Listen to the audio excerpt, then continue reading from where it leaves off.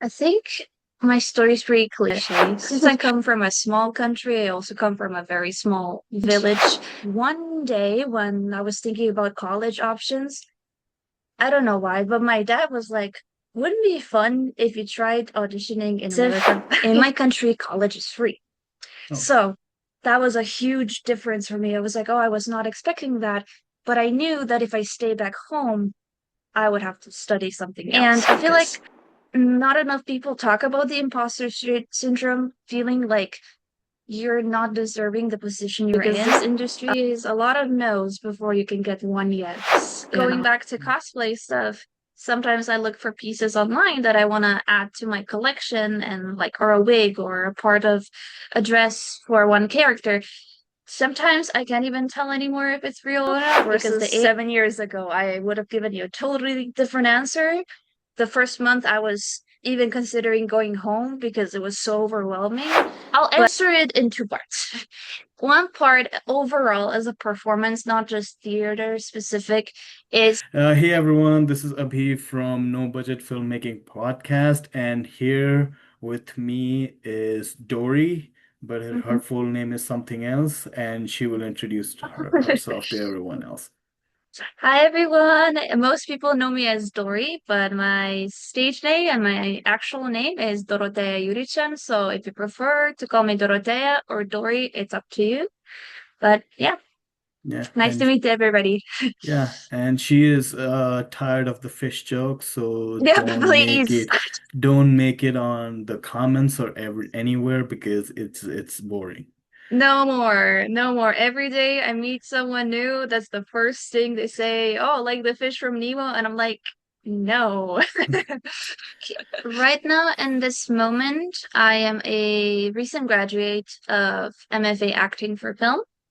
I'm an international student from Slovenia, and I've been in LA for the past 7 years trying to meet new people, make a name for myself. I mostly do acting. I started in theater, but I'm transitioning a little bit in film and voiceover. And sometimes I write my own projects too, depending on my inspiration and time. But yeah, Yeah. that's where I'm at right now. Okay. Also, you do cosplay too, right? If I'm not wrong. I do, yes. Cosplay is a thing that started like 2, 3 years ago, and I'm trying to grow an audience from it too on like Instagram and TikTok, but I try to like separate those two a little bit from my personal account where it's mostly performing acting, and then cosplay is the fun stuff where I get to sew my costumes and then go to conventions and meet people and stuff like that. But even though I separate the two, I feel like they have overlapping things. I get to dress up as a character just like I do in film, so it's really fun. Yeah, absolutely. Okay, so how did you start it? How did your interest build in acting, and what inspired you to be to come to LA? I think my story's pretty cliche, but I would say like 4 years old, and uh, since I come from a small country, I also come from a very small village, not a lot of people, and arts is not something huge, but it's something that brings the community together. And when I was 4 years old, I had my first performance. It was like a poetry performance. I had to memorize the poem and then recite it to everybody. And I don't know what happened that day, but I was really excited to be on stage. And every day since then, I wanted to do more singing performances, more play performances, just get myself out there. However, I'm extremely introverted and shy, so that was always some kind of barrier between me reaching my goal of getting myself out there, but also not getting myself out there too much because it's me, you know. When you're on stage, people see you. Even if you play a character, it's partially you. So it's always been a little scary. But throughout my journey, it has helped me to understand better who I am. And I went to a school in high school. In my country, you have to choose your major for your high school instead of college. So at age 14, you basically have to know what you want to do in your life. And if you don't, it sucks a little because you feel like you're behind from everybody. And I chose theater major, but with general education. So I did a 4-year program, which we call gymnasium back home in Europe. And I really liked doing theater. It was my number one thing that I was like, I don't see myself in anything else. And one day when I was thinking about college options, I don't know why, but my dad was like, wouldn't it be fun if you tried auditioning in America? And I was like, I always wanted to go to America because Hollywood, there's the place to be for every actor. So I was like, you know what? I'll try. So we took a trip to Burbank, actually, to New York Film Academy, and I did an audition there. And that was it. I was like, okay, done. But I didn't expect to get attached to the school when I got there. I was like, oh, people are so nice and they have nice equipment. You're next to the Warner Brothers, like the studios are around there. And it feels like you're getting a really intense education, but it helps you build fundamentals. But then I didn't expect to be accepted. And financially, I wasn't prepared because in America, college is expensive. In my country, college is free. Oh, So that was a huge difference for me. I was like, oh, I was not expecting that. But I knew that if I stay back home, I would have to study something else because, again, theater, film is not as huge as I would like it to be. But one day I'd love to bridge the two countries together so we can have a better film industry and theater performance industry back home as well, like here. But yeah, I decided to go to a community college in California, Santa Monica College first, to save up some money and do some courses and see how I like studying in English because, English is not my first language. So I was like, I don't even know if I can handle this, to not only learn in a new language, but act in a new language as well. But I really liked it. So after that, I was like, okay, I've done 2 years of my associates at Santa Monica. Then I'll transfer to finish my bachelor's degree. At the time, I decided to go to CSU Northridge because I was still a little bit more into theater than film, and I really wanted a good foundation in it. Finished that, worked a little bit, and then I got my master's at NYFA. So it was kind of a full circle, starting from a silly audition that I didn't plan on getting accepted to actually getting a master's degree like 3 months ago. It's crazy. yeah, Yeah. that's really cool, and it's a cool journey as well. hmm And what was it like to take it more seriously?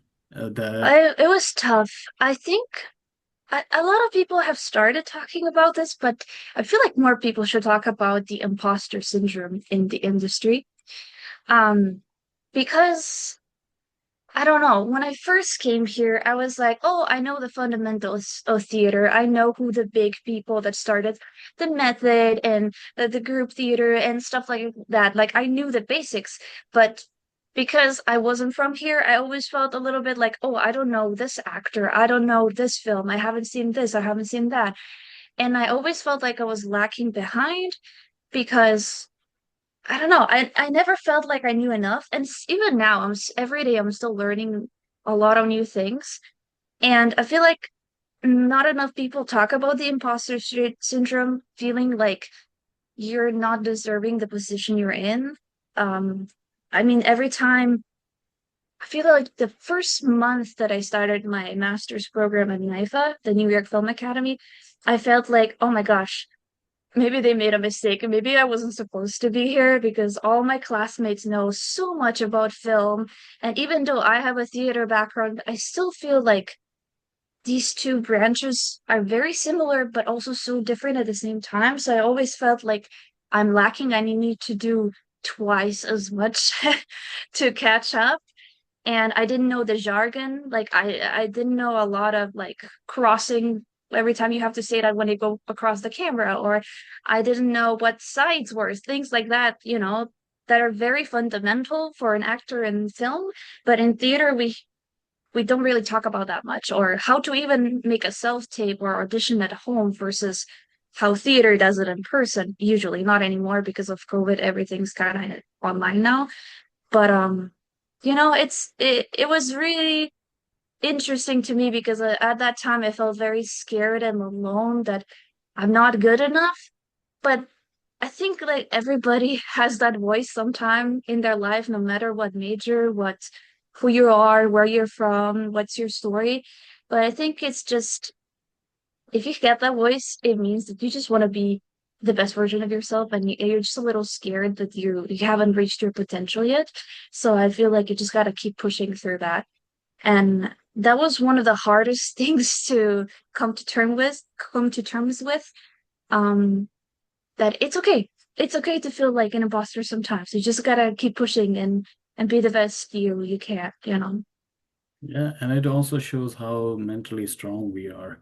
Because this Yeah. industry is a lot of no's before you can get one yes, you know. Yes. I mean, yes, no, yes, whatever. Uh, it's the yeah, I guess you get so used to get rejected that once you get a yes, you will like, oh, is it real? Yeah, Is it yeah. really? That's the exact reaction. I'm like, really? Did I read that right? Did they make a mistake? Is that okay? Yeah. Like, you start panicking. You're like, I'm not used to like success. So it's like you have to celebrate tiny victories because you're gonna get so many rejections. And after every audition, this is something I also learned recently because everybody's working really hard right now with self-tapes at home and everything. That despite everything being open up, it still feels like we're struggling a little bit in the industry because of COVID and the strikes and everything going on and AI. It's like there's so much going on. But I learned that you kind of just have to send the audition and just move on. Like I am the type of person that's always like has things at the back of my mind of like, okay, I send that, I send this. I'm gonna keep hoping that something happens, but if it's not happening, then it's fine. But you kind of just have to erase that because you're gonna have so many auditions on the back of your mind, and then you're gonna get very disappointed if you don't get even one of them. So you just kind of send, ignore, forget about it, go to the next one. Because then if they actually reach out to you back, you're like, oh my gosh, that's crazy. I totally forgot I even auditioned. Like it's a new, fresh point of view when you get a response like that versus like, ah, oh, I didn't get it, and now I am really beating myself up for every single no, you know. Honestly, if you keep beating yourself up for every no, you'll go crazy. Absolutely. It's too hard. You gotta be nice to yourself. Yeah. And it's weird because same as in the you mentioned AI. I Mhm. did an experiment and told AI to write a script, and it was the most Ooh. generic, boring piece of shit I've ever seen in my life. Yeah. It was like, yeah, seriously, people are gonna use AI, then it will be Hmm. really, really worse than anything else. You know what I mean? There's no soul, there's no originality because AI is not creating new things. I don't understand AI 100%. From my understanding, at least ChatGPT collects information, the data from what's already out there, and then just Frankensteins it together and delivers it to you in a couple of seconds.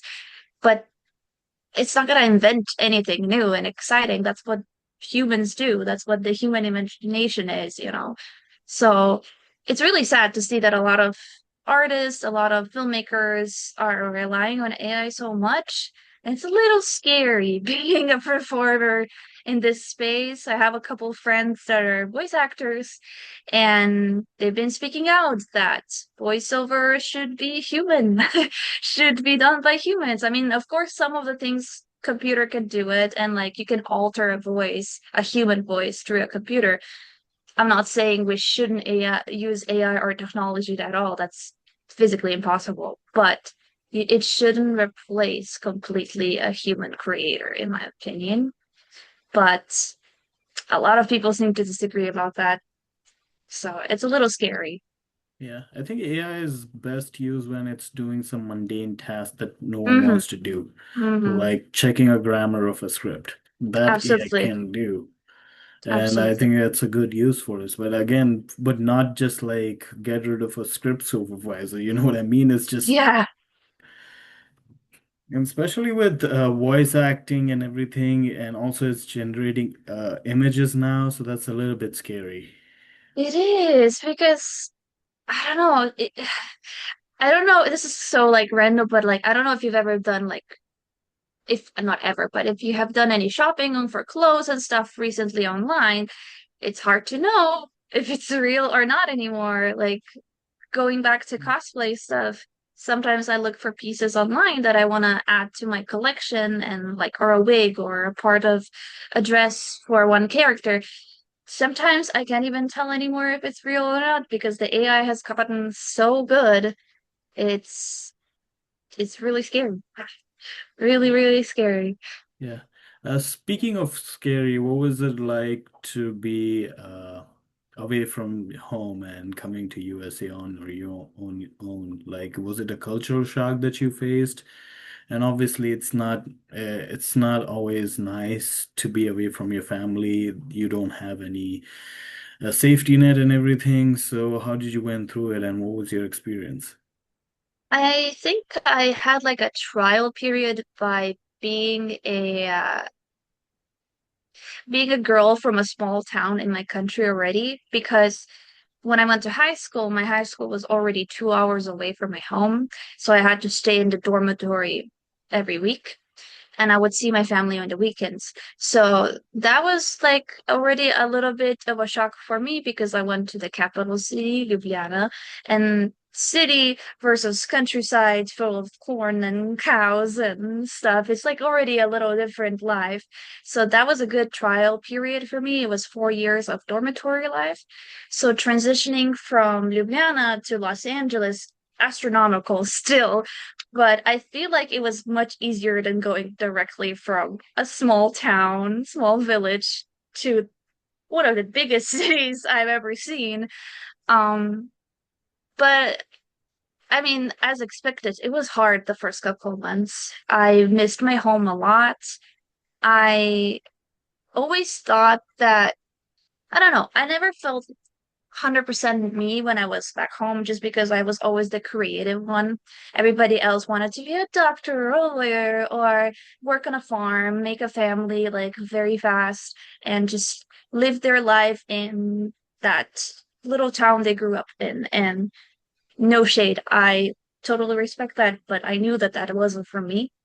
And I always felt like the odd one out. So when I came here, I was pleasantly surprised by how many different people I get to meet every day.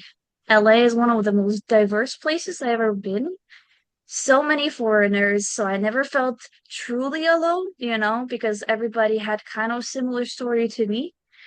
Coming here alone, dropping everything, trying to catch their dream, and trying to navigate in a huge city. Um, but there were a lot of cultural differences. I mean, it's a little different now since I've been living here for 7 years. So I feel a little bit more like a local, not 100%, but it's a little different if you ask me right now versus 7 years ago. I would have given you a totally different answer. The first month I was even considering going home because it was so overwhelming, but I knew that I can't do that. My family invested time and money in me and they trusted me. And without their support, I couldn't do it. So I pushed it for them and I knew that they were very proud of me for getting every degree that I could and doing my best, even though I basically don't get to see them every day. I get to text them, I get to video call them, stuff like that. But I've always been a little bit independent from my family. So I'm having a good time here despite not seeing them all the time. But every time I get to go home, I'm very happy. I mostly go home just to see my family, honestly, because they make home more like home, even though LA right now feels like the place that I should call What was the home. and Okay, what was the other shock when you see, like, when you started taking things more seriously, the acting side of things Mm, and also theater? I know you yeah. did theater in Europe. Was there, obviously, you touched upon it a little bit in the beginning, but what was the main shock apart from not knowing the language and the verbiage? Mm, what was the main shock? Well, I'll answer it in two parts. One part overall as a performance, not just theater specific, is nobody tells you how expensive it is to be an actor. I feel like everybody just imagines, oh, you do a couple of auditions and then you start getting money in. But that's not how it goes. You need to spend money to make money in this industry. And surprisingly, not a lot of people talk about it directly. The fact that you need to have headshots, and headshots in Europe seem to be a little better price-wise, but in US, you're about to lose at least $300, for a headshot session. And this is something you should definitely invest in because without headshots, no callbacks, no opportunities, no audition. But it is an expense. So you can add at least $300, sometimes 500, sometimes even more, depending on who you're taking photos with, how many looks you're going for. Then you need to have a reel, which means you need to have good material with good audio, good lighting, good performances, That if you want to edit yourself, you can, but if you want to hire an editor to have a more polished reel, that costs money too. And if you want better material and you want to film something with friends because you don't have any better material, that's going to cost you money too, So that's already adding up. And then if you want to submit yourself to places, you have to either use like Backstage or Actors Access or Casting Networks. All those websites have a free version, but the free version it's good, but you usually have to pay per submission if you don't pay for subscription. So on the long run, it's better to buy the subscription, which adds another couple $100 to it. So it's like all that list, and that's only a few things I mentioned. I haven't even mentioned that you need like a backdrop for self-tapes at home and a ring light and a good camera, good lights in general, audio, all that. You're basically like a filmmaker yourself at home already. You're marketing yourself. So you have to invest so much money to market yourself and to make these home movies, which are reels, basically, or self-tapes. You're investing so much money without actually getting any back right away because it takes time to get your name out there. So that's one of the big things that nobody tells you about. Because in theater, when I was learning, you need a headshot, yes. A resume, yes. Then you come in person, do your thing, and that's kind of it. But again, that was a while ago. That was like, I was 10 years ago when I started the theater program back home in high school. So a lot of things have changed. I'm pretty sure that the rest of the world is probably working similarly than like right now America is doing with all the subscription of the websites and self-tapes and everything like that. But that was like a big shock to me because professors didn't teach me that. Professors mostly back home taught me theory on theater. We did production every year, but I didn't get to really shine individually. It was mostly productions with ensemble cast because there was a lot of us. While in the US, I always felt like I had a bigger opportunity to shine individually in theater too, not just in film. So yeah, I think that was quite shocking to me. But on the other part of the question, I said I was going to answer in two parts. I don't know. I guess because we focus so much in my country about European theater, it was a lot of Russian playwrights, a lot of Shakespeare, like a lot of Shakespeare. Okay. Insane amount of Shakespeare, like no shade to Shakespeare, but whew, I need to take a break. I know it's a fundamental thing, and it's everybody should know it. If you're a performer, start in theater, do Shakespeare, do the classics. But it was a lot of theory. It was a lot of European playwrights versus US. I learned a lot about worldwide playwrights, also American playwrights, which was exciting because I didn't really know many people.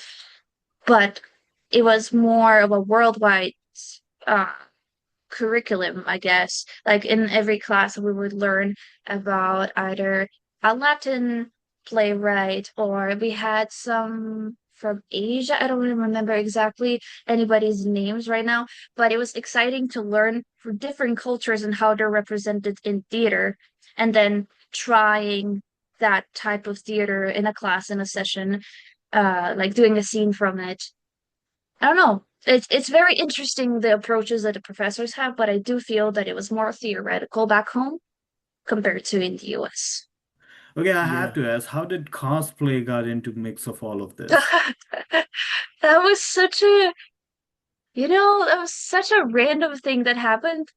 But my friend, his name is Roddy, and he'll probably watch this because I know him. I know that he'll always watch something whenever I post on Hmm. Instagram or whatever, and he is awesome because he does his own theater shows at home. He's a very big theater kid, devoted to theater more than I am. I betrayed theater a little bit by doing the film major, but he's loyal to theater.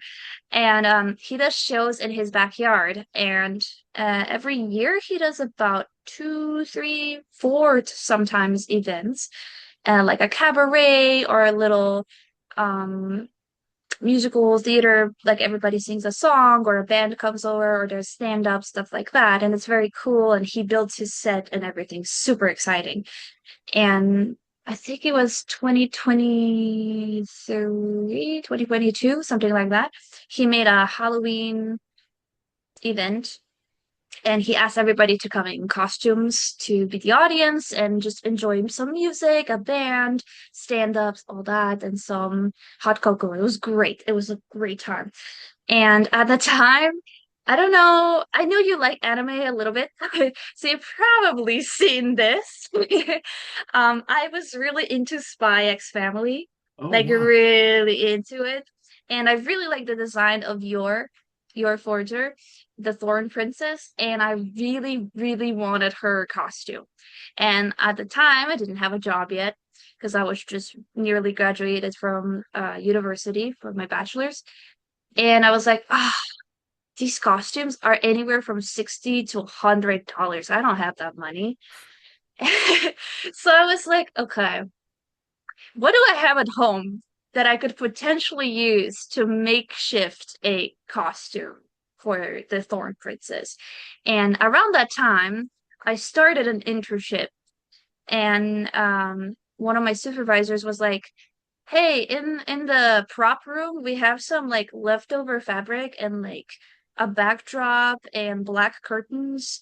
We don't know what to do with it, so if you want, you can take whatever you want home. So I was like, no way. That's exactly what I need. So I used the black curtains um from a theater venue and just a bunch of things I found at home. And I watched a couple of tutorials on YouTube, and I was like, I have a week. I'm gonna make this happen. I didn't have a sewing machine. I just hand sewed everything by hand. And I was like, I'm gonna make this work. And it was not the best fit. It was a quite tight dress, but somehow in 7 days I made it work. I made the boot covers and everything. I styled my hair the way she has it. I made the little weapons she has and the gloves and everything. It was super beginner, but it was so much fun, and I spent $0 because I have everything at home and the curtains that I got from the theater.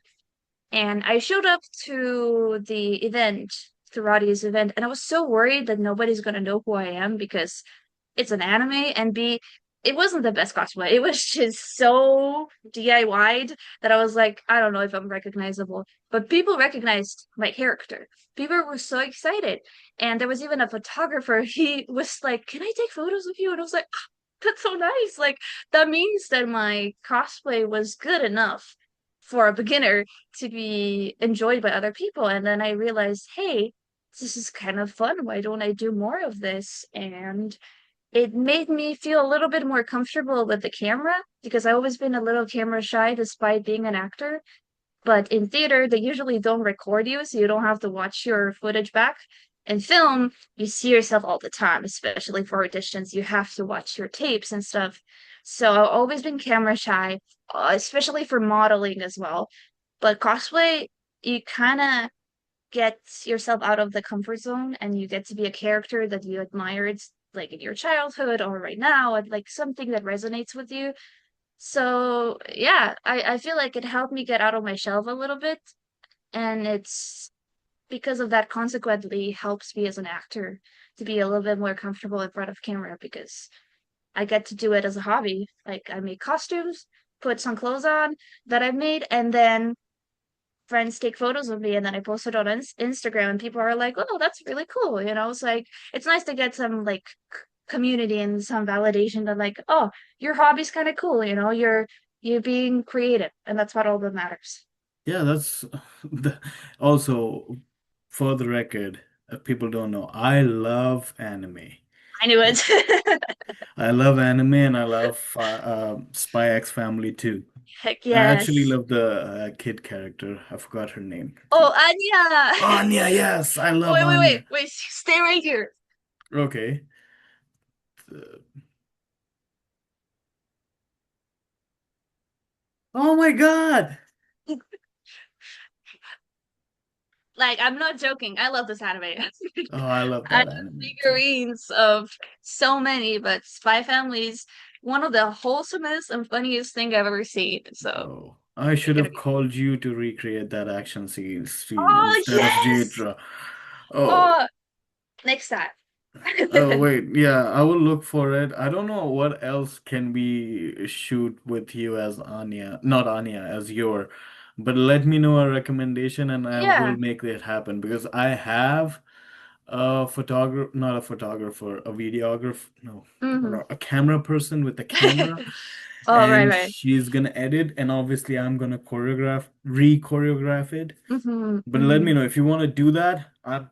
I I'm think all that'd be for. fun, especially I think season three or whatever this next season number is coming out either this year or next year. So sh we should be having some new action sequences. Yeah, Yeah. absolutely. Let me know anytime. My Hmm. DMs are open for you, and Woo! just let me know. Oh, I'm so sorry. I love It's Jadra, and okay. I love Jadra, and the fight scene that we filmed is so cool, and it was Yeah. so No, I fun. think I actually saw it. I think you sent it to me, so that was very cool. Yeah, Yeah. and the person who edited Adriana, she was amazing. She did a phenomenal job editing it too. And my Hmm. friend put some special effects because I didn't give him much time. So Hmm. there was that, and I loved filming it. We filmed it like in a day, and it was amazing. Really? Wow. I could not tell because it looked very professional. Semi-professional, don't you're lying, okay? Don't say No, don't it make it. really it was like the stunts were really cool. Like I thought you guys had a stunt coordinator, like an actual one. So No, it was I did all of this. I did wow, all you the should put that stunt. on Yeah. your resume. What kind of anime do you like apart from Spy X Family, of course? My favorite genre is slice of life. It's I don't know why, but it's so silly. I just like slice of life comedies or something that I don't have to think a lot about because I used to be a huge like Death Note fan and I was into Attack on Titan, but I had to drop it for a while because they keep delaying the next seasons. So I was just like, I can't wait anymore. I'm just tired. And then I couldn't handle seeing favorite characters die. So I was like, I'm staying away from sad anime. I'm just doing cute, fluffy, and silly stuff. So I that's why Spy Family fits that genre. And my favorite one is Disastrous Life of Psyche K, which I know is not everybody's humor, but I love it. It's so silly. Overpowered character trying to be normal human is my favorite trope. Oh, that's amazing. I've seen the show, and it takes a dig on anime cliches as well that I Mm-hmm, loved. mm-hmm. Like Yeah, eh, every single character is like a cliche, a stereotypical like character from other shows, and then some episodes literally jacked at a specific anime. So it's really fun. yeah, it's same in tone with Gintama. Have you seen Gintama? Gintama, no. What is it No, about? it's a parody anime. It spoofs genre. It spoofs on the shonen genre, like Mm, Naruto and shonen. Yeah. Dragon Ball Z and everything. I Yes. love every anime, Mm-hmm. Shonen anime, I love a lot, Jujutsu Hmm. Kaisen, but my introduction Okay. was for anime was Dragon Ball Z, Oh, and I loved it. actually, I think I also started with Dragon Ball Z because it was playing in my country every Saturday morning in my language, which is very surprising because we don't dub everything. We only get certain shows, and Dragon Ball Z was one of them. And I didn't realize it was an anime. I didn't know what anime was. I was just like, ooh, cartoon, fun, you know? So I started with Dragon Ball Z technically too. I never seen the whole show, but that was my first introduction. Oh yeah, so Dragon Mm-hmm. Ball Z was the first one, and after that Naruto, and then you start watching all of those things. Yes, yes. But apart from Spy X and Disaster Life of Psyche K, have you seen other slice of life or no? So have I seen other sides? I'm trying to figure out what other things I've seen because I've been a little bit on a pause with anime. Not everything catches my attention anymore. Back in the day in high school, middle school, I that was all I did. Anime, K-drama, anything that like I can escape reality from for a few hours. Oh, that was a helicopter. Anyway, um lately just because I've been trying to more be focused on career, it's been hard to watch things that are like anime and stuff. But trying to remember if I did any other slice of life. I don't think this one is considered slice of life. It's more of a romance one, but it's a classic. I think it's from. Okay, I'm gonna be so wrong if I say this. Maybe from the 90s or 2000s. I'm not sure. But Oren High School Host Club. I don't know if you heard of it. It's super old, but it's very cute anime about a girl who goes to this private school, breaks a vase by accident, and then she's forced to join a host club of fully boys, so she has to pretend to be a boy. Very, very fun and cute anime that never got season two and ends like we need season two and it's been years. But I know that that's like a classic one, and I've seen a little bit of Naruto, but it's been a while since I continued. I was watching it in December and I got to, well, I don't know. I would have to ask my boyfriend because it's his favorite anime. But we got almost season one, maybe I would like to say. I'm not sure. Okay, you need to ask your I know. boyfriend I what need episode to. were you on, Yes, okay? all I remember is Kakashi. So Oh, I love him. oh, who doesn't? Okay, if you do watch shonen anime after obviously you're in Naruto, you haven't got to Shippuden if I'm not wrong. No, no, no. And well, I would definitely suggest skipping all the filler because it's a lot and it's just Yeah. trash. So Yeah, I yeah, yeah, hope yeah. you skip most of it. Yeah, However, he's what like has a list of things that we should watch and that we should skip, so I don't waste time, which is great. yeah, because yeah, it was that's why I stopped originally when the original run of Naruto Yeah, Shippuden was happening because there was so much filler, like 40% of it is yeah, filler. That yeah. is so That's what I'm bad. afraid of because I wanted to watch One Piece because of the live action. I saw the live action and I had a great time. And then I was like, well, if the live action is fun, I bet the original is even better. Then I saw how many episodes there are, and I was like, oh, I don't Yeah. have time for this. Yeah, I love.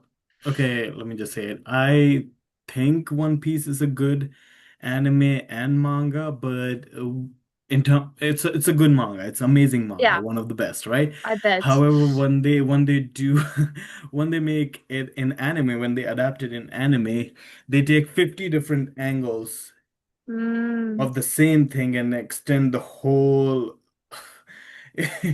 I don't know even how to say it. Like if someone is yeah, punching, you will see from three different angles this punch going in. that's so dramatic. Yeah, and so they extend. So they're making it one chapter at a time. I think they're making one chapter, one episode, or half a chapter. So they have to extend the whole fight scene and everything to juice it up to fit it in. So that's Yeah, why. yeah, yeah. So it's just ew. It's a lot. Yeah. Any other anime that you watch or you're inspired by? I used to love Hetalia. That's also one of the older ones. a little controversial now. I feel like it didn't all age well, but the premise is this is gonna be so crazy when I say it out loud. But some anime goes crazy. Um, Imagine if the countries that we have in today's world were human. Like each of the countries were represent well, each character is represented by a country. So there is a country that represents Germany, Italy, America, Canada, Mexico, all that. And they take like the most stereotypical qualities that they say about the country and they turn it into this character. Like France always drinks wine, is always always drunk, intoxicating. Russia is always a little creepy. I don't know what that's about. Canada is always the forgotten sibling of America, and America is this hero that loves hamburgers and wants to save the world, but epically fails every single time, aka my favorite character. Um, but instead of thinking about it today, think about it in the context of the First World War and the Second World War. Oh, Well, uh, yes. The main character is Italy and is this little silly boy who loves tomatoes and switches sides and is swayed easily. And then Germany is a very cold, serious soldier. Japan is basically a Pokemon. Like okay. it's super silly. And some of the jokes really didn't age well, but that was one of the things that helped me understand history in high school, that anime, because it talks about the events, the world events, in some capacity with some liberties. Okay. And Yeah, but it's it's a really fun. comedy? It is a comedy. Yeah, it's not serious at all. Oh, And comedy. my country didn't exist in those times, really. We were Oh. part of like Yugoslavia, so I think that I never finished the entire show because it has a bunch of like I think they're spin-offs or something, but they have different titles. And my country is like a very side character because it was part of Yugoslavia. So Hmm. it's like a bunch of countries represent that one character. Um, but I know there's Hungary as well, and like seriously, you can just Google it, and as soon as you see the photos of each characters, you'll be like, "Yep, that checks out. That's that country." It's really silly, really funny. Um, and yeah, it was a way to make me learn history when I didn't understand it in classes sometimes. So I watched the anime and I was like, "Oh, I get it." Yeah. Very, very silly. But yeah, some of the jokes. Mm. Yeah, but yeah, let's think about it's funny the pro comedy kind of sets in World War One and Two. It's just It's interesting, interesting yeah, concept. let's just say it's just Yeah. interesting. What's your favorite one, favorite anime then? Oh All my God. time. All time, again, Mm, I have to, even though, again, it doesn't aged well, but it still is going to be Dragon Ball Z because if it mm, wasn't, I would never be into anime and I didn't know fair. any anime at all. But again, it Mm-hmm. changes a lot. A lot of anime gets added to that list. Mm-hmm. One of the funniest and the most recent one is funny, sad, and really heartbreaking is Dan. It's on Netflix. Oh, yes, I haven't seen it yet, but I've everybody's talking about it. Okay, because it's God, I it's I do like funny. the opening song though. Opening Oh song's yes, great. yes. I was Yeah. thinking about remaking it in live action, but someone has already did that, so Um, I'm not gonna do that. yeah. But it's really good. It's one of those things like you laugh, cry, and get goosebumps in the same episode. So That's cool. I like that. And yeah, I should add it to my list because I only heard good stuff about it. yeah, and it's on Netflix. If you Yeah, want to watch yeah, it, just watch it, dude. absolutely. It's amazing. I didn't know. I binged watched it before the season end, and it was Mhm. like I couldn't wait for the next episode because it was so much fun. So much fun. Okay. Okay, I'll keep talking. Anyway, anime segment done. Done. Yes, yes, please. Because we will not We'll I'm talk not about for hours. Yes, yes, absolutely. Because again, a lot of people, I think it's again, this is the last thing I'm mentioning, okay?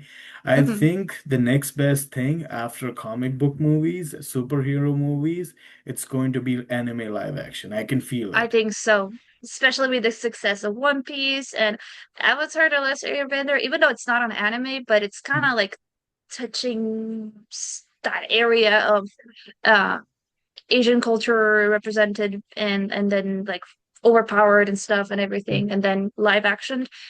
I feel like it's gonna explode, like you said, because I think they even confirmed some upcoming animes being turned into live action. Don't Yeah. remember exactly, but yeah. I don't know. The last thing I heard after One Piece was like, well, it's going to be a new season for sure Yeah. for One Hmm. Piece. I can't wait. And again, there were some disasters by Netflix itself, like Cowboy Bebop live action. Oh, yeah, and they had a Dragon Ball Z one, didn't they? Like Oh, don't talk ages about that. ages ago. And Death Note. Oh, Oh, that was super, super bad. It was like, that oh made me my, sad. yeah, it was so horrible. I It was like happens. overthinking. Not everything can be a hit sometimes. It was trashy. That movie was so trashy. It was like, what are you doing? They tried. One day we'll have a good one.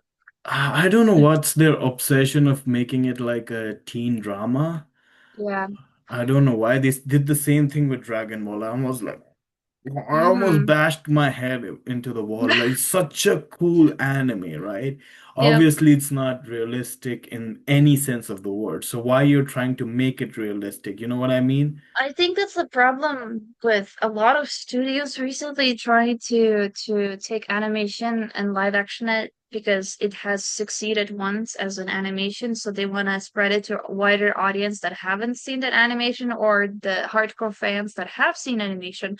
But because animation, it's almost limitless, you can do crazy things that you cannot do in real life, and even if you have special effects and everything, it's not as fluid as in fully animated show. So a lot of the things that have been live actions recently have been a hit or miss because I feel like not everybody understands fully that there is something about animation that makes it so fun that doesn't need to be seen with like live action, for example. Um, if I take One Piece again, the thing that actually made me like the show was because they filmed it like an anime. Like a lot of the shots they did were exaggerated. They played with angles, they played with like foreground and background, and they made it very silly. Just like Luffy is supposed to be so silly. They kept the characters to some extent their characteristics, but the camera also was playing crazy angles like some of the panels in the manga sometimes do. Like JoJo, for example, is a great example of insane posing and Yes. insane angles and facial expressions. And I feel like um if they ever live action JoJo, they have to lean into that. It's like a necessity. Otherwise, it's gonna be fail. If you film it, like you said, like a teenage drama, it's over. It's not gonna work.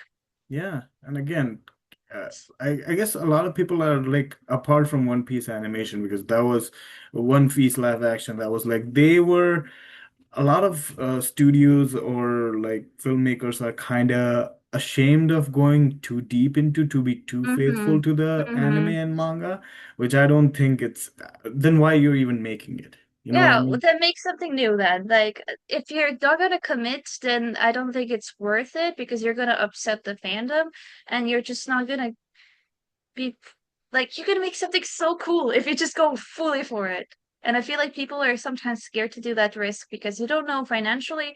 Either way, it's gonna be a lot of money, so you have to commit. So if you're investing money, why not go fully? You know? Yes, yes, go fully, get everything. You know what I mean? Like, again, if a live action Dragon Ball Z, apart from that dumpster piece of shit garbage. Whoa. Sorry, I have so much hate for Yeah, that. passion. I have so much, not even passion, I have so much hate for that movie. You don't know. Because again, Dragon Ball Z was technically my childhood because it was, Yeah, yeah. If you want to make a live action Dragon Ball Z, it will cost almost, if not more money than current superhero movies yeah, because yeah, you have to go absolutely. all in for it. Hmm. And you cannot make that teen drama piece of garbage that they made. And you really have to think outside the box as a cinematographer. I feel like you have to look at the manga and be like, "Oh, that panel's cool," or like what how they told the story in the manga. It doesn't even have to be manga, even in the anime. You have to look at the original material because it's also like Western cinema is a little different than Asian cinema, for example. So I feel like if you're gonna go for it, really look outside the box and try some new silly stuff because you have to break the boundaries. That's what manga and anime does. Like it goes outside expectations, not just story wise, character wise, but also the way the story is told and visually. So again, JoJo is a great example in my opinion of that. So that's why, again, One Piece really surprised me because the live action was, it felt like I was watching an anime. It still felt like it, in my opinion. And I really like people's performances, and I think the casting was great. I still wish the show was longer, but that you can't really do much about that because lately everything's been like 8 or 10 episodes per season because of people's attention span, money, trying to condense everything and get it to be a solid project. But yeah, you get what you get, I guess. Yeah. Would you like if they make like a Spy X Family live action? Ooh, that is a tough question because who's gonna be Anya? Like, that Oh is yes. the hardest thing because yes, you can find Lloyd, you can find Yor, but Anya's gonna age very fast. Even with Avatar: The Last Airbender, I don't know if you've seen the live action version show I have not. or the original show. Yeah, I have seen the original. Okay, so in the original show, I think it all happens in 1 year. So when they're filming the live action, obviously they're not going to film 3 seasons in 1 year. That is too impossible. Overworking, too expensive, so many problems. So they cast kids, as they should, but kids age way faster in camera than adults. And there's already a big change with the main actor who plays Aang in the live action from season one and the teasers of season two. So casting somebody to play Anya who's supposed to be like 4 or 5, she's gonna grow so fast. Very fast. I mean, another example I can think of is the Five Nights at Freddy's movie, if you've seen it. Yeah. Uh, the little girl Abby, she was so tiny in the first movie, and now the second movie's coming out, and she's so tall. Oh, And kids grow fast, so it's really hard to live action something like that when the kid is the main character, in my opinion. yeah. Yeah, she carries the show, and well, Absolutely. I like Lloyd and I love Anya, and I also like your, but yeah, you're right. You're Yeah. absolutely right. But Anya carries the whole. Anya's, I think most of the people started watching the show because of Anya, because I saw like a clip of her of one of the episodes and she was so cute and silly. And I was like, I need to watch the show just because of her, because she's so entertaining. And if you were to live action this character, it's be a very difficult choice who to cast. Yeah. I think the show that can be, well, you can make a live action The Adventure of Psyche K in I theory. kind of, yeah. I mean, Japan has done a live action movie of Psyche K. Hmm. And that was pretty cool. I've seen a few clips. I haven't seen the whole film because I don't think it's available online. I have to see.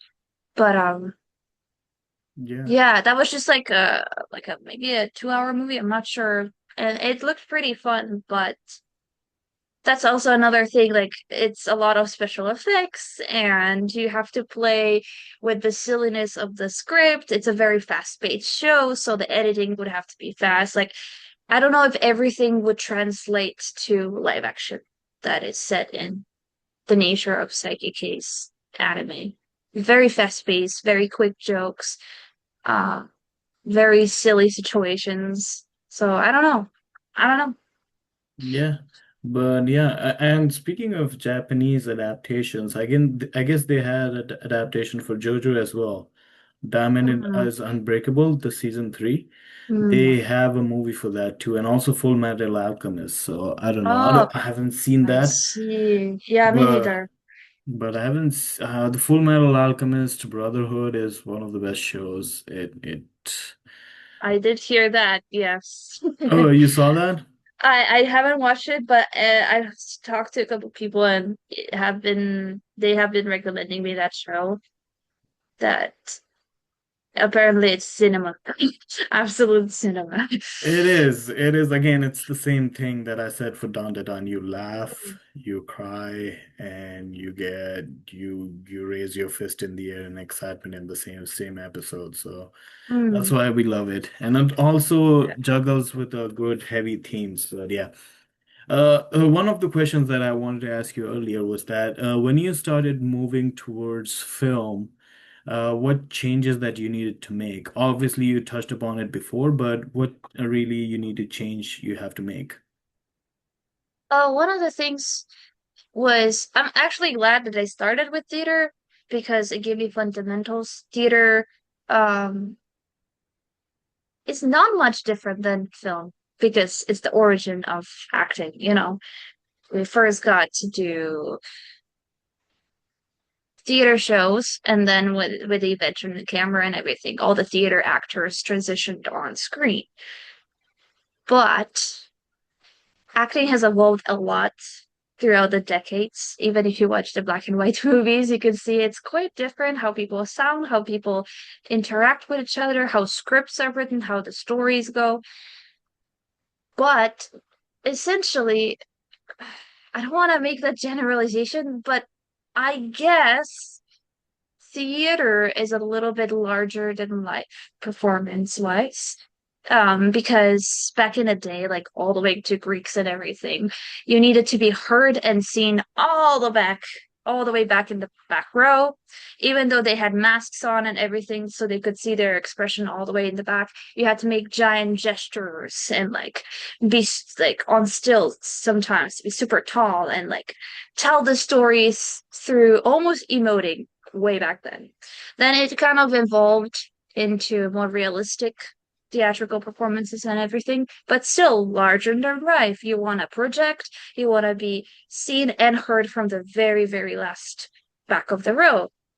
On camera, however, cameras are so good nowadays. They can pick up the tiniest movement in your eyebrow. Like every tiny moment that you do with your face can be so powerful on screen. And I feel like the most talented actors understand the importance of stillness and the power in stillness.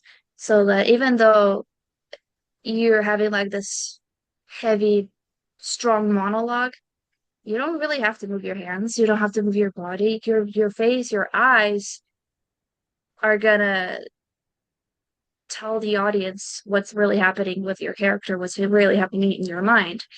And on stage, you kind of can't afford that most of the time because nobody's going to see your close up.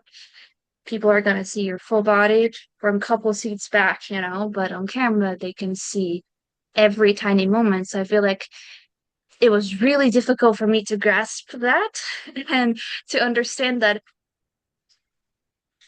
even though in theater you got to go large, large, large, in film, you should still do like full energy and full commitment, fully focused on the scene and your scene partner, but less is more, like with your what you're doing. You just gotta live in the moment. I mean, that goes for both, but physically, less is more. I don't know. That was a very complicated answer. To say less is more. No, no. It's much more like, as you said, you have to exaggerate your emotions Hmm. and you have to show your anger Yeah. with your body and everything. And in movies, you just have to move your face most of the time. Yeah, I mean, So, of course, it depends on project, on a role. If it's a more absurdist movie, of course you're gonna go like crazy and well, not crazy, it like bigger.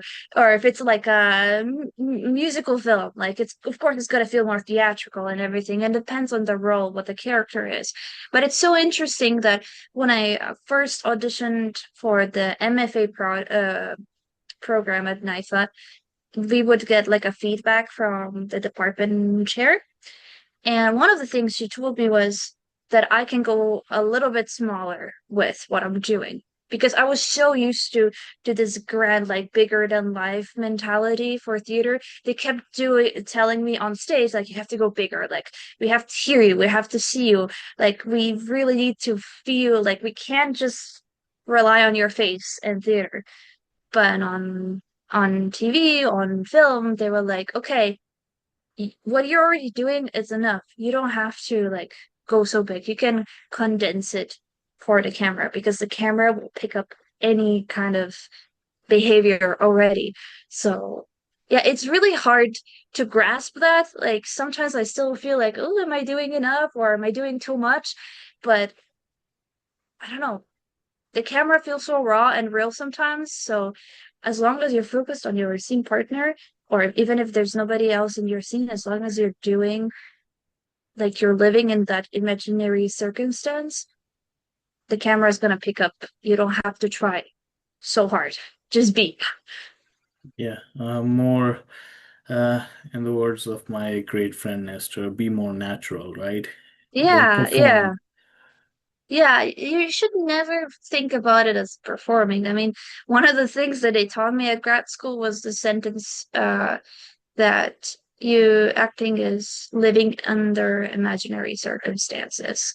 So it's not performing, it's living in a imaginary situation. So how would you react?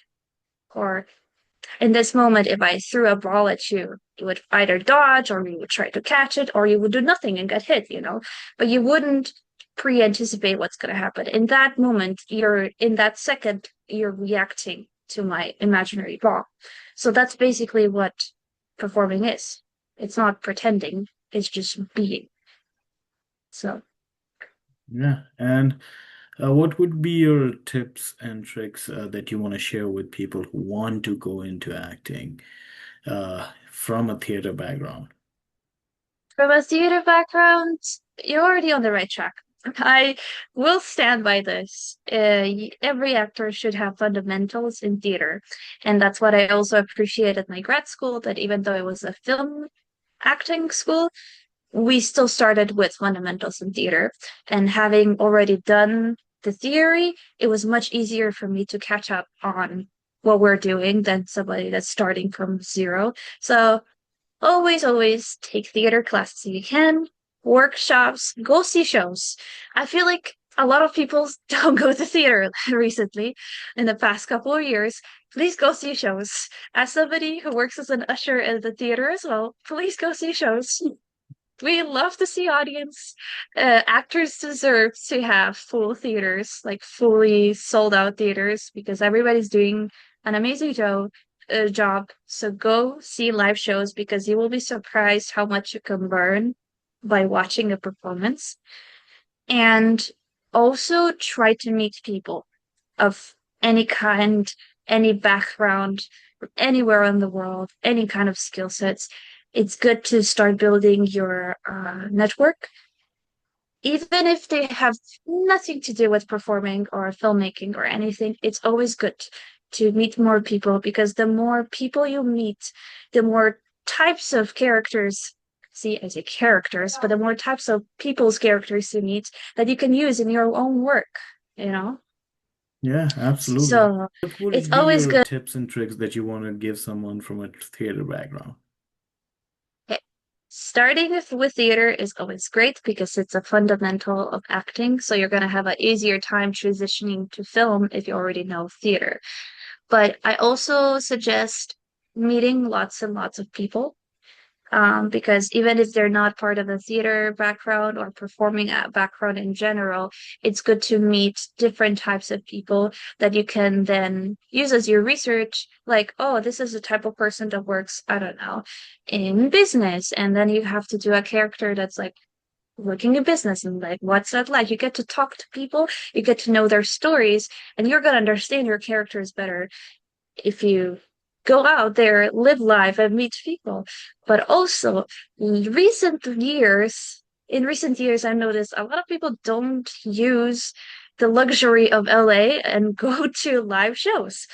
I work as a contagious usher, and I get to see shows basically 5 times a week, sometimes more. And I help people to their seats, but also I get to see the shows. So I'm actually learning at the same time as I'm working. And a lot of people don't take this opportunity to go see shows and learn from the performers because, especially for theater, always something's gonna go wrong and you gotta keep on moving. The show keeps going on. And you want to see how professionals deal with situations like that. You want to see how the understudy steps in whenever the main cast can't go on and how they interpret the role, or when a swing has to take 10 different roles, in that ensemble. It's like, it's so interesting for me every time I see a show every night, even though it's the same show, sometimes the same cast, it every night feels different. And how do they do that 8 times a week as a performer? You want to learn that. So I highly suggest to see shows, to go to networking projects or networking events, take classes in theater, take classes in film. Of course, everything costs in a way, so do it within your budget. But also sometimes you just gotta meet people in your field or outside your field, join groups and just do things. Don't wait. That's the main thing. Don't wait for an opportunity. Make opportunities for yourself and get educated on a daily basis. Okay, that's a really good advice. Thank you for that. That's a very I think I always had a desire to know how to make costumes because I've always loved theater and I loved every time I went to see a play. Costumes is something that I always stood out to me, and even now, every time I go see a show, is the first thing I comment on before I even say if I like the show or not. I'm like, I like the costumes, or I don't understand why they went in this direction with the costumes. And I don't know, dressing up has always been so much fun, and Halloween has always been so much fun, like a part of my childhood. So to have an excuse to do it any day of the year, I'll always take that opportunity. But what solidified it for me was going to Anime Expo and LA Comic Con, which I'm planning to go this a couple weeks from now, actually in September, because that was my first experience with meeting people who have the same interest as me and being dressed up in character and just I don't know, there's something so magical about being recognized at Comic-Con as your character because like people don't know who I am at all. And I don't know most of the people there at a Comic-Con event. But when I see a character that I recognize, or they see me in a character that they recognize, we call each other by that character name. And it's so cool when I had the best experience. I was dressed up as Suki from Avatar: The Last Airbender. I was doing the Fire Nation disguise outfit that she wears in book 3. And that's my favorite outfit of her. And I thought nobody's gonna recognize her because she's so like background. She may be the girlfriend of one of the main characters, and she's super badass and I love her, but she's still a non-bender and doesn't have that many appearances in the show. So I made the whole thing so excited and I was like, nobody's gonna recognize me. But people did. And the best experience I had was I suddenly, when I was walking down the artist alley, I heard people call Suki, and I turn around, and it was the Avatar gang. Oh, Everybody was there in Fire Nation outfits, they were just missing me, Suki. And it was like the craziest experience. And it's so nerdy and so silly, but there's something so like magical about strangers sharing this common interest for the same show or the same IP and then seeing each other and taking a photo. And yes, we don't really see each other after that anymore. Like I made some friends after, but most of the time you just take a picture, say a nice costume, that's it, and move on. But those couple of seconds are so, I don't know, it's so sweet. I don't know, sometimes you're like, wow, strangers that I met here, they're not all scary, you know? The people can be nice. So it's like a nice surprise. And it's like, oh, there's so many people that enjoy the same things as I do. And like every time I go, there's gotta be one Dragon Ball Z cosplay, always. My favorite one was Goku was on a hoverboard. And it was the What? coolest thing ever. He was zooming through the whole convention. And then you get to meet a lot of voice actors there at conventions, which as somebody who's trying to pursue that branch a little bit as well, it's really exciting. I got to talk to Gray, who's the voice actress of Azula. So that was just amazing. And she gave me some advice as a beginner and everything. And I saw Troy Baker. I was at his, What? yeah, I know it was a dream come true. He was talking about The Last of Us and how it was filming being in mocap and everything. And there was a cast of Harry Potter was there. We had the twins, the Weasley twins, Genie, the cast of I think it was Hobbit or Lord of the Rings. I haven't watched either, so I don't really know, but it was very exciting.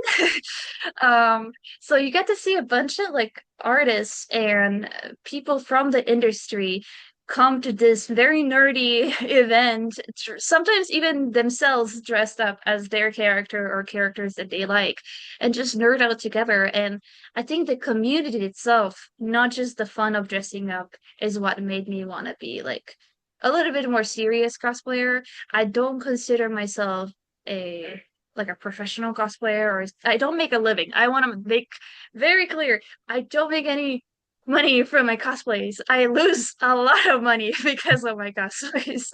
Cosplay is expensive, just like acting. If you want to be good at it, you're gonna invest money. You're not gonna see any money come in for a long time. But there's a lot of people that like make a living off their cosplays. And as much as I want to do that one day, when it would be exciting, I'm just happy that for now it's my hobby and that I get to meet people that are they're very cool and share same interests for anime and games and stuff that I like. Is it we will talk about voice acting later, but what's your favorite type of cosplay like you do? Like is it the anime part of it or you just take a Mm. character for a comic book from a comic book? Oof, okay. Suki will always be my favorite because it was the cosplay that I spent a lot of time. I don't think people know that how much research goes into a cosplay. If you actually want to make a good cosplay and you're a beginner at sewing, like I consider myself still a beginner, even though I've been doing it for a while, I like to take a photo of a cosplay of the character and then breaking down are they wearing a top, what kind of top it is, sleeves, no sleeves, are their gloves long, are their fingers exposed, no exposed sleeves, boots, high heels, all that. And then how do I make that? I have to go on YouTube and search every single thing. How do I make that? Or I watch Instagram reels and everybody has tips how to make a wig. Like for the first time I made my Tinkerbell costume and I made a wig with synthetic hair. I built a wig from scratch. It was insane. I never want to do that again. I'm not a wig maker, but I learned a lot from other people online because everybody loves to share advice and just help each other in this community, which I really appreciated. But yeah, I don't think people realize how much research goes into this. And Suki will always be my favorite because even though she was one of my first, it's technically second cosplay after your, I still think it's my best build I've ever made. And currently I'm working on Starfire from Teen Titans. I've done Oh Starfire wow. cosplay before, but this is the rebirth suit from her more recent comic appearances. Uh, And oh, she's very close to me. Like I love that character so much. So when I work on a character that I really, really deeply care about, oh, it's really hard not to be a perfectionist because I'm like, this is not good enough. I can't. And I know at any point I could just buy the costume online. And I have done it before. I bought my Princess Peach and I bought parts of my Catwoman costume. So I know it's possible, but something about Starfire is like, I need to make her, I just really want to make her from scratch and make a good job. And if I really relate to the character, then I will cosplay them. And my like hidden rule for myself, not for other people, just for myself, is to only cosplay characters that I know pretty well, or that I've seen the show slash played the game or whatever. Because I had people recommend me characters on Instagram which I should cosplay, but if I haven't seen the show yet, I'm like, I might eventually, but if I do it, first of all, I'm not gonna feel as passionate if I don't know them. Um, and if I haven't seen the show or played the game, I'll feel a little bit like an imposter cosplaying a character like that. I know people do it and it's totally fine. It's just my personal preference. I really want to know the character because I feel like I'm a little bit more respectful to the original material if I know what I'm doing, basically. Okay, apart from Suki and your, what other? I know you name dropped some of them, like Princess Peach. What other cosplay that you did? And apart from Suki, which is your favorite, of course, what other cosplay that you liked? I'm looking at my closet with all my cosplays. I did Rapunzel from the Disney Tangled. I Okay. did the long hair blonde version and the short version she has at the end. I like that one. I didn't make the costume, I bought it. So I think that out of the bought ones, that's my favorite because I got it for a really good price and it looks pretty nice and I got to upgrade it a little bit. I removed the sleeves and I sewed in my uh different material because the material they added was a little itchy, so I added a gentler fabric to it and I restyled the wig myself. So I think that one I really like. Um, I have the old Starfire from the 2003 TV series. That Oh, one, it looks fine on pictures. I did it for Halloween 2 years ago, I think. But I don't like that costume. As a cosplay, it was so fun. Like I really love cosplaying Starfire, but I don't think that was my best craftsmanship. oh. Um, the boots fell apart. The bracers that I made are really like tight after you wear them for hours. So they're not my favorite. Um, but yeah, and then there's a couple that I've done that are like, all right, like Tinkerbell one is my most recent one.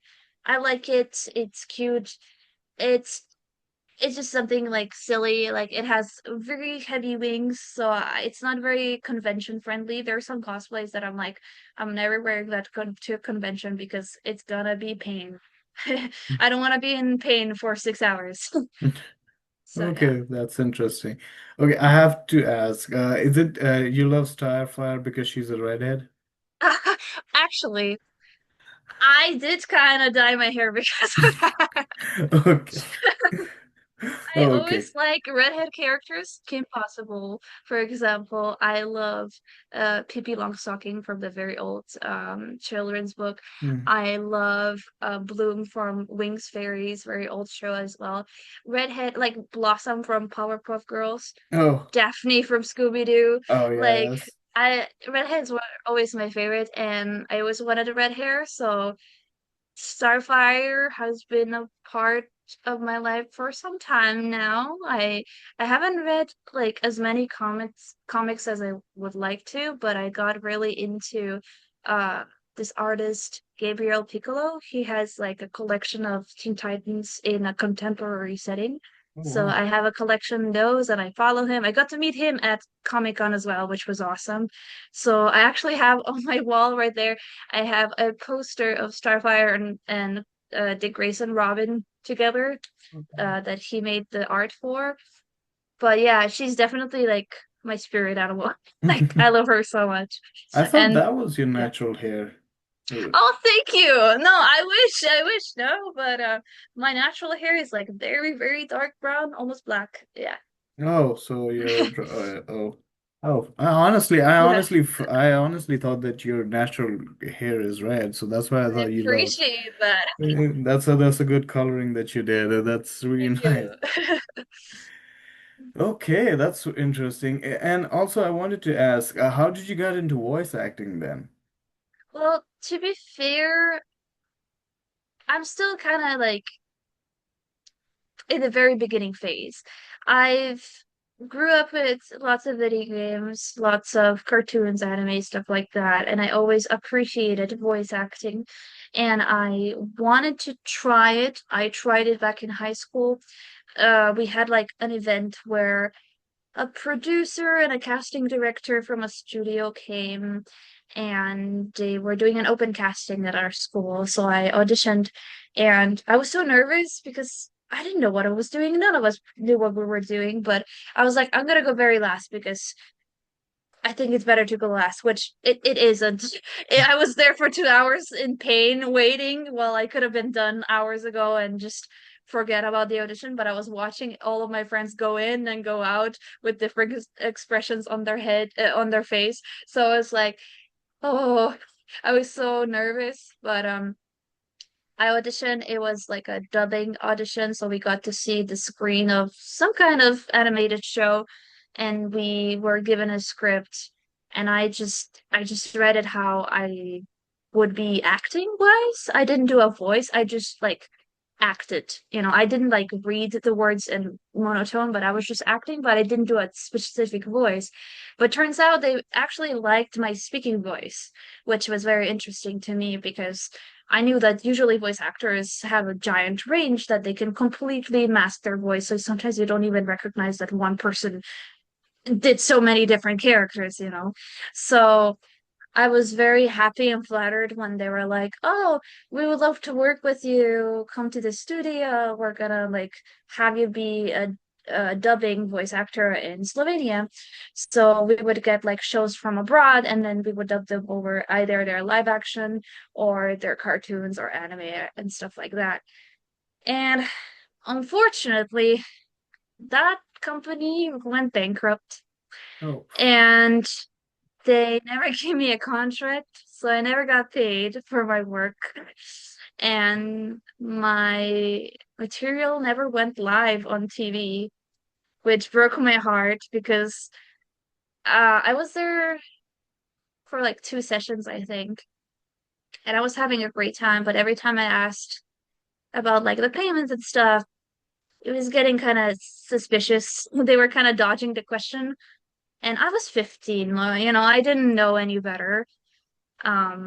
So it really broke my heart when I found out that my work was for nothing, even though I was there for 2 days. It still was something, and I was so excited to be like, oh, I'm a voice actor for real.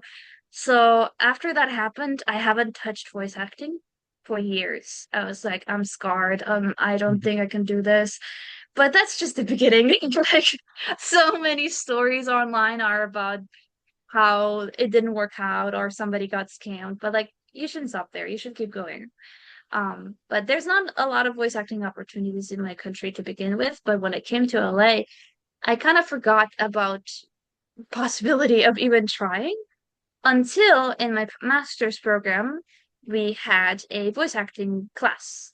And that was my first official introduction and learning the basics, learning the language of voice acting, how to perform in the studio, how to do a scene, how to do it solo, and the fact that most of the time scenes are recorded separately. Like one actor will basically talk to a wall. In film, you usually have a scene partner and you do the scene together, but in voice acting, unless it's a specific intimate scene or something that a director requested, you're usually alone in the booth. So it's a very different experience. And I made some friends who are in the voice acting industry, and they're very cool, and I'm very proud of them because some of them are in like games and shows that people know. So I'm like, oh, every time I see that they got a new role, I'm so excited. So I'm surrounded by people who are in this industry, and it makes me happy to learn through them. But lately I've been trying to do auditions. I've been getting a couple like requests and callbacks, which is great. I haven't landed anything, but it's okay. We're learning, we're getting through it. I'm just happy that I have a reel because we got to do it in our class with a professional setup and with our professor who was awesome. And yeah, I'm just slowly pushing through. I know it's a hard industry to get into, so I'm just trying my best. I'm trying also to go to some workshops because I know that a lot of voice acting teachers, voice acting artists do workshops, which are really helpful. But yeah, I don't have a lot of fun stories about it just because I'm at the very beginning stage. But one day I would love to. So far I've only voice acted student projects, or there was this little commercial that I hope is gonna come online soon. So I don't know if I'm allowed to talk about it. It's not like a A-list or anything. It's just Okay. a little fun project, but hopefully it's gonna be on Instagram soon because I was very proud of that. So yeah. Oh, okay, okay. Well, we'll Yeah. look forward for it. Yeah. And before we wrap things up, I just want to talk about what other projects that you're working on and what other things you want the audience to know about Dory. Ooh, okay, this is exciting. I am in the process of having my film, my thesis film, enter a festival run, which is very exciting. I made a student film thesis project about 10 minutes with my friend Ryan Mercatante. He was my director, cinematographer. He was also helping me produce and co-write the thing, so he did a lot. I am the co-writer, executive producer, costume designer, which is awesome since I got to use my cosplay skills in a movie, lead actress, and I'm very excited to bring this story to bigger screens. The film is called Dolores.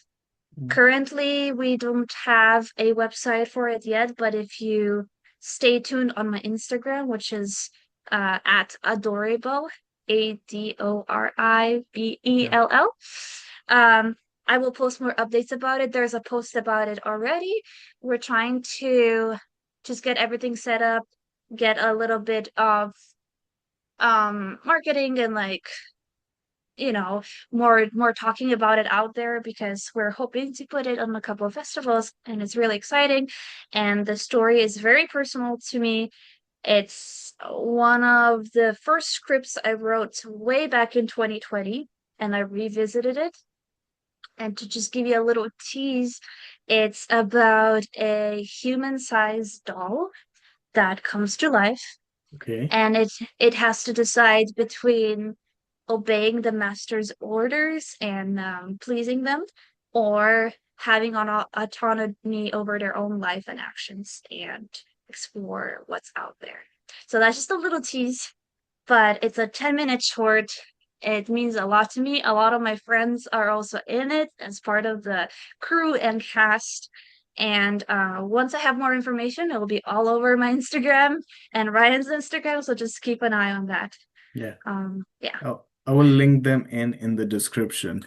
And any other things that you're working on, Yeah. theater, plays, or anything.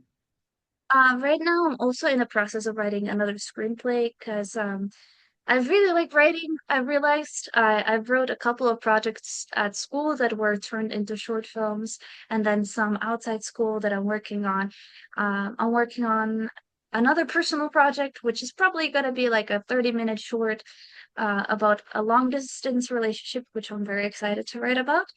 And hopefully we'll start filming it sometimes the end of this year or next year. I don't know, but I'm very excited because I never thought I could write plays and films, but lately I've been doing a lot and they've been coming out pretty fun and exciting. So I was like, you know what? Let's just dig into more of that and keep doing that. So most likely it's also going to be announced on my Instagram.